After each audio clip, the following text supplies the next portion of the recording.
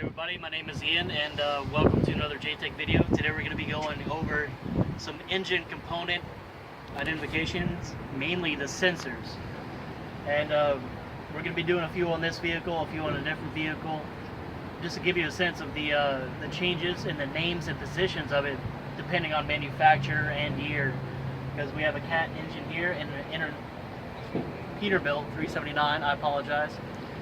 And we'll be going over another Cat engine once we move on to another vehicle, just to show you as the engine is updated, or the newer engines, the sensor positions and names will change.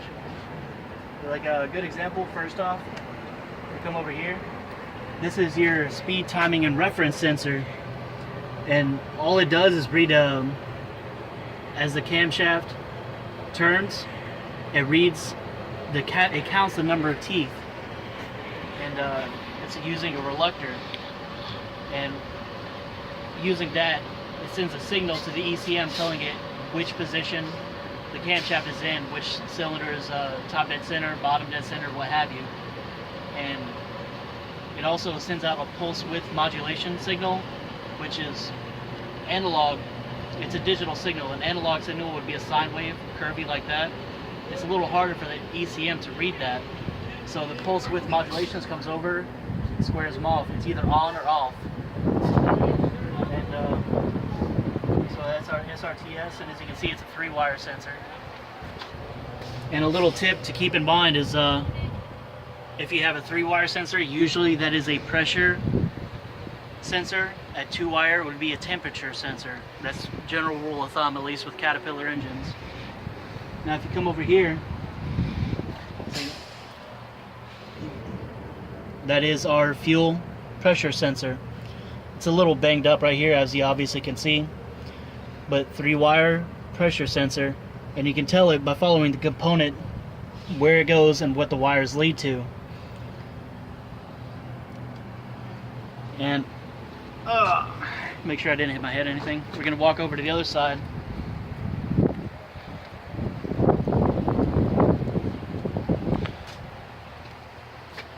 And here is a bit of a different sensor. You can still see it's a 2-wire sensor, so it is a temperature sensor. That is our exhaust gas sensor. And a lot of these, they work slightly differently, because this one would be a, it changes the resistance by heat. As it gets hotter, the resistance rises. So the vehicle knows the exhaust temperature, what it would be, depending on what voltage is going through it or not. And we're going to go ahead and like I said, that's just a couple of sensor locations on this engine, and we're going to go ahead and move on and check out another one. Alright everybody, we took a little walk over here. Right now we have an International Transstar with a MaxxForce 13 engine. Now it's going to be a little hard for you to see these because it's very tight in there. There's a lot of components on top of each other in there. But one thing I wanted to point out on the Caterpillar for the Peterbilt, it was a speed, timing, and reference sensor. Well, here it's a little different. There's commonalities between all the sensors on each engine, but like I said before, the location and the exact naming of them are be a little bit different. And on the back here, way back in the back side of the engine, I don't know if you'd be able to see it, but there is a camshaft position sensor. Now remember, on the Caterpillar is towards the front. Here the camshaft sensor is towards the rear. And obviously that would be a 2-wire. Once again, rule of thumb, 2-wire is the pressure. No, I'm sorry, temperature. And 3 wires of pressure. So go over on the other side here.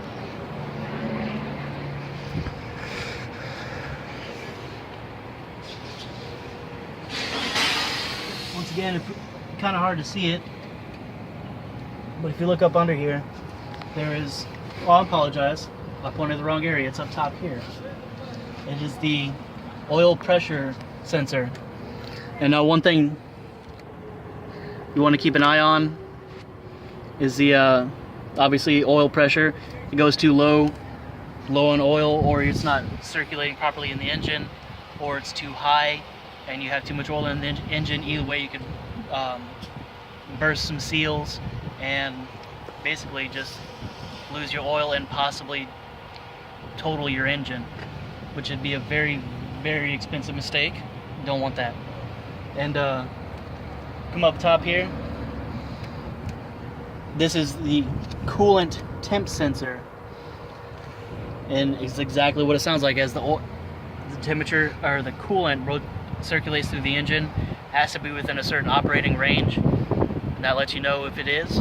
And once again, if it gets too low, there could be a problem. Your thermostat isn't opening up, or it isn't circulating properly. If it's too high, you don't have enough coolant, or the thermostat is remaining closed. So we have those sensors here, and like I said, there's commonality between all the engines on the sensors. And we're going to take a walk over and look at another truck. Hey everybody, back here on obviously another vehicle. Here, this is a military edition of a Freightliner with a Detroit Diesel Series 60 engine in it, which we'll take a gander at in a minute. But first, one of the sensors I wanted to show you is the throttle position sensor, which, as the name implies, is this little bundle of wires right here behind the gas pedal. Now, obviously exactly what it implies. As the driver pushes down, it tells the engine to deliver more fuel, and as he lets up, it tells the engine to stop delivering fuel, and works in concert with the fuel rail, fuel pumps, and all that. And we're going to have another fuel system component here in a sec. Here, quite easy to see, fuel filter, water separator. Now there would be a water and fuel sensor in there to let you know when to drain it, and if there is more water than you really need. You don't want any water in there, because water doesn't lubricate the same way diesel fuel does, and it'll mess up the injectors. So that's why that's there, and that's why you have a water and fuel sensor. And we're going to go over across to the other side. This big old truck.